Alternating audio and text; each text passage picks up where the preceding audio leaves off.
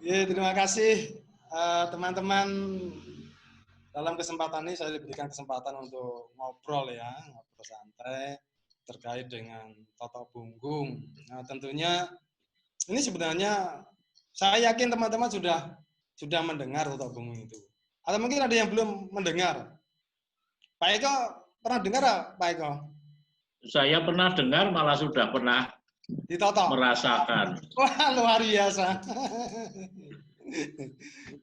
Jadi nanti kita nanti sifatnya sharing ya, saling berbagi lah.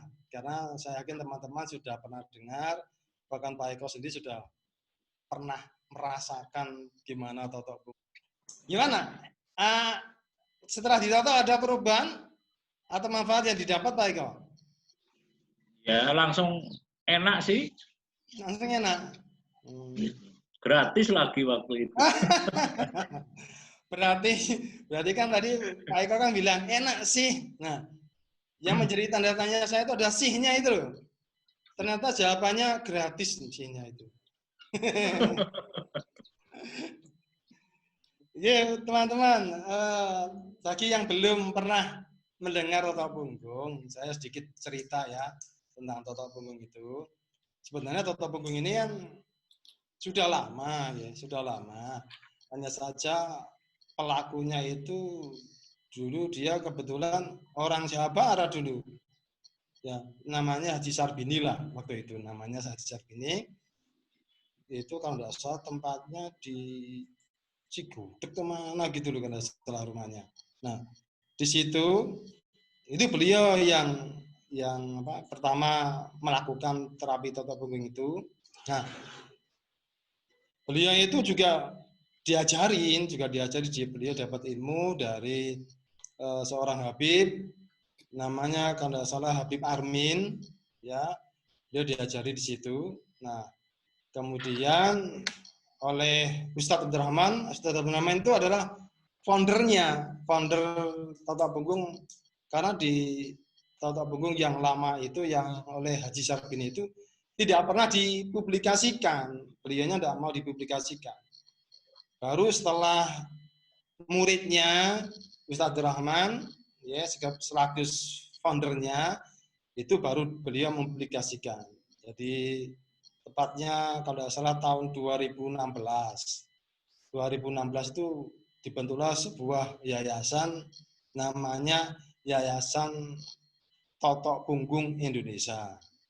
Itu tepatnya kalau tidak salah kantornya di Bekasi.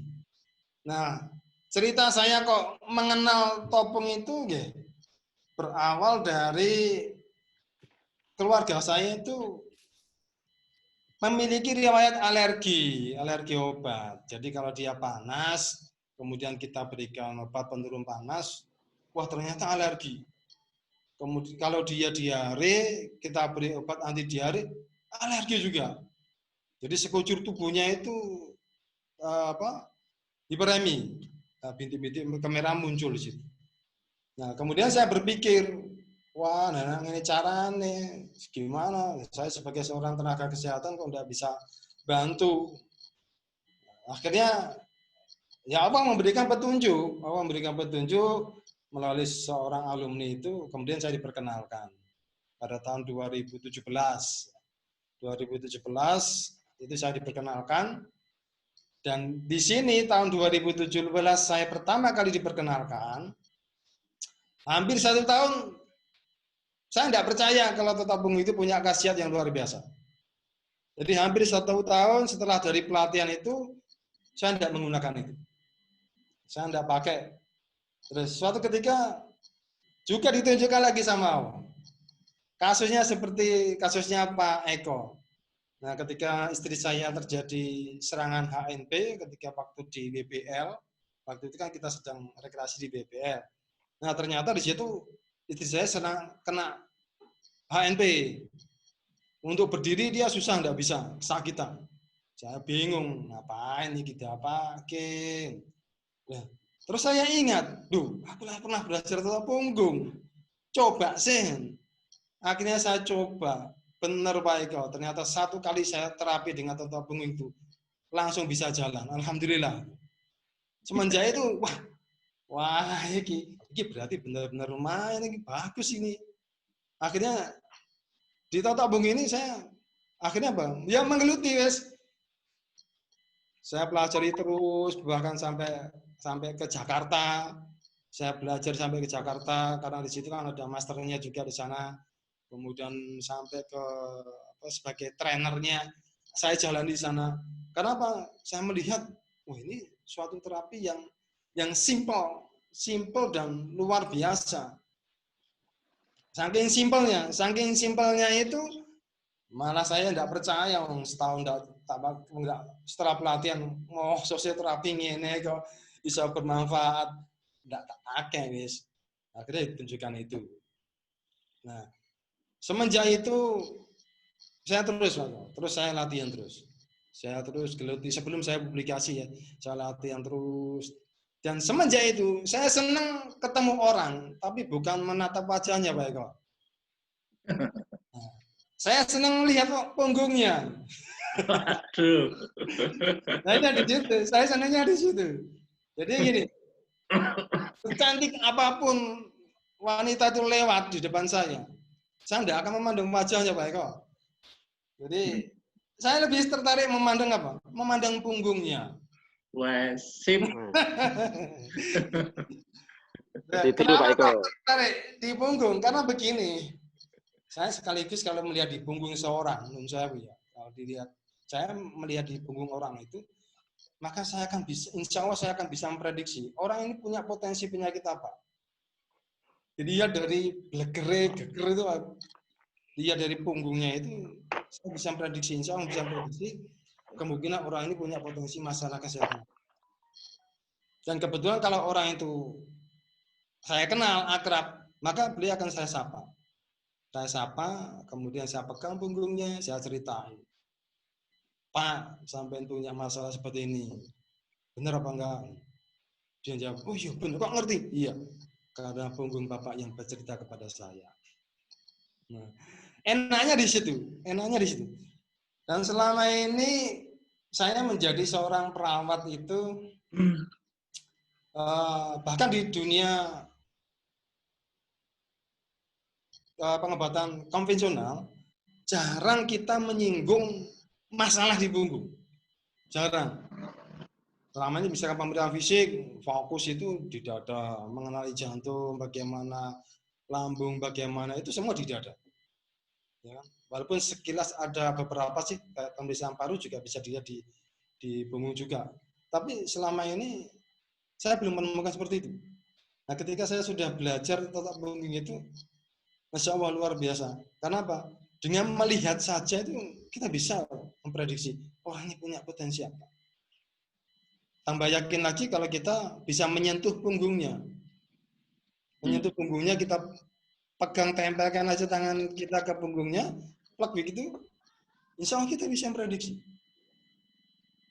Nah, ternyata konsep dari Totok Bung itu sendiri, permasalahannya itu kalau dari Totok Bung ya, kita fokus di situ. Ternyata bahwa lemak subkutan yang awalnya dia berfungsi sebagai pelindung pembuluh darah, kemudian saraf dan lain sebagainya, yang awal sebagai pelindung, tapi kalau lama-kelamaan dia numpuk, ya, semakin lama semakin numpuk, kemudian dia akan semakin mengeras. Nah, mengeras ini loh yang menjadi penyebabnya. Kenapa? Awalnya dia menjadi bantalan sebagai pelindung, karena dia mengeras, akhirnya dia menjepit. Akibatnya ya sirkulasi darah, kemudian aliran stimulasi saraf itu akan terganggu. Nah, apalagi kalau itu terjadi di sekitar punggung. Ya, kiri, kanan, tengah, tulang belakang, kemudian belikat, termasuk pinggul, ke daerah situ, maka organ-organ yang persarafan keluar dari jalur-jalur punggung itu bisa terganggu fungsinya. Jadi prinsipnya seperti itu. Nah, kalau sudah situ, sebenarnya kita terus berpikir, karena kalau begitu selama ini kita kan makan ya, makan kemudian karena kita kebanyakan kalori, akhirnya kan kesimpan. Nah, di punggung itu ada tempat yang menurut saya tempat yang paling enak sebagai tempat persembunyiannya lemak tadi. Karena kita tahu di punggung itu dia bagian tubuh yang jarang bergerak. Kalau kita perhatikan kita punya 2 tangan. Tangan kita kan sering melambai. Nah, itu lemak nggak suka di situ. Di kaki juga lemak nggak suka. Tapi begitu di punggung, dia senang di situ. Dia masuk di sela-sela skeletal di tulang, ya, baik tulang belakang, tulang bahu, belikat, dan masuk di situ itu ternyata mengganggu. Nah, prinsipnya kalau sudah seperti itu, maka nanti manifestasinya adalah di punggung seseorang itu akan ada, kalau ada kelebihan atau sumbatan karena lemak, kita bisa mengenal di situ tanda-tandanya. Nah, itulah kenapa kita dengan melihat saja bentuk punggung, walaupun dia pakai baju, selama dia bisa kain bajunya itu dia nempel plek, ya, sehingga bayangan di punggung itu kelihatan, itu insya Allah kita bisa melihat, memprediksi, oh orang ini punya potensi, ini asma, ini jantung, potensi jantung, ini ke lambungnya, kan kelihatan di situ. Nah, syukur-syukur kalau kita melihat langsung punggungnya seseorang itu, begitu cuma dibuka sama biak gitu, wah langsung kita bisa lihat jelas di situ tanda-tandanya di situ. Kaget nggak, Pak? Nah, masalah kagetnya itu tergantung punggungnya siapa, Pak. Iya. Ternyata. Makanya kalau jam malam gitu ya, jam 10, jam 11, wanita cantik, kemudian mesti saya delok punggung gitu. Bolong apa ora gitu. Jangan-jangan bolong loh. Kalau bolong lah lain, saya lari takut. Itu tidak bisa disembuhkan ya. Nah itu tidak bisa itu. Oh begitu ditoto tembus sampai ke depan. Itu hanya bisa oleh Pak Eko dengan ramuannya. Nah itu ya betul itu. Oke. Iya supaya belatungnya di situ bisa hilang. Berapa lama Pak Agus bisa mempunyai kepekaan untuk melihat itu? Maksudnya kan tidak tiba-tiba langsung bisa kan? Ya betul. Kalau diingat-ingat berapa lama praktek atau berapa lama punya pengalaman itu sehingga rasa kepekaan melihat itu terasa? Ya, kalau yang saya alami begini, Pak Lali, memang disarankan kalau dia nanti sudah ikut pelatihan atau sudah belajar, itu tiap hari minimal 2 orang, Pak Lali. Oke. Jadi minimal 2 orang kita mengenali punggung seseorang. Oke. Makanya saya kenapa kok senang melihat punggung seseorang, karena itu mengejar 2 orang itu, lihat punggungnya, amati di situ. Syukur-syukur 2 orang tiap hari itu dengan orang yang berbeda. Sehingga kita akan lebih cepat mengenal gitu loh. Orangnya itu aja ya. Iya, nah itu tak ya enggak banyak pengalamannya terkait dengan itu. Oke. Jadi kalau kita nongkrong misalkan kita sedang di masjid ya. Kalau di jamaah di masjid itu nah jangan iki bukan ojo-ojo nyari pahala sing jelek ya. Maksud saya begini, ojo di sop pertama. Nah, jangan di sop pertama. Sop itu minimal yang kedua. Karena bisa melihat punggung seorang. So pertama lihat punggung imamnya.